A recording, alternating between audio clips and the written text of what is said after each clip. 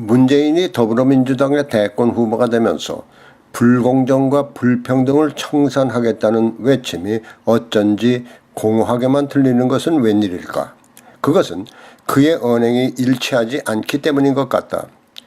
적어도 한 국가의 통치자가 되겠다는 사람의 발언이라면 모든 사람들에게 불공정과 불평등의 청산을 적용해야 하는데도 그렇지 않은 것 같다. 우선 그의 진영에서 나온 문자 폭탄이 문제를 일으키자 경쟁을 흥미롭게 만들어진 양념이라며 가볍게 넘겨버렸다. 만일 반대 진영에서 이런 일이 발생했다면 양념이 아니라 몽둥이로 다스려야 한다고 정색을 했을지도 모를 일이다.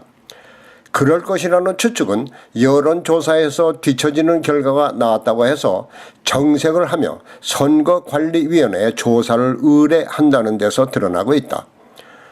그동안의 여론조사에서는 문재인 후보가 줄곧 1위를 달리는 것으로 나왔다. 이에 대해서 다른 후보들은 아무 토도 달지 않았다. 그런데 안철수 후보와의 양자 구도에서 뒤지는 것으로 여론조사가 나오자 특정 후보를 띄우기 위한 여론조사라며 음모론까지 들고 나오면서 선거관리위원회에 조사를 의뢰한다고 하니까 타인의 불공정과 불평등은 괜찮지만은 자기에게는 안 된다는 것인지 모르겠다. 한편 대선이 가까우면서 그의 아들에 대한 공공기관 취업 문제가 재론되고 있다. 이에 대해서 문재인 후보는 아들의 인권에 대해서 언급하며 공공기관 취업 문제로 아들의 인권이 유린되어서는 안 될 것이라고 말했다.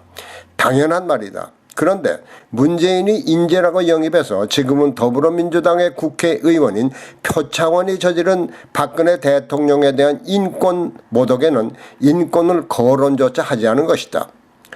표창원이 박근혜 대통령을 프랑스 유명 화가의 나체 머리만 바뀐 그림을 국회에 전시함으로써 그의 아들에 대한 인권 모독에는 비유할 수도 없는 살인적 모독을 했는데도 이를 인권 유린의 차원에서 보는 대신 대통령을 죄인으로 생각하고 있으니까 당연한 양념으로 본 것 같다.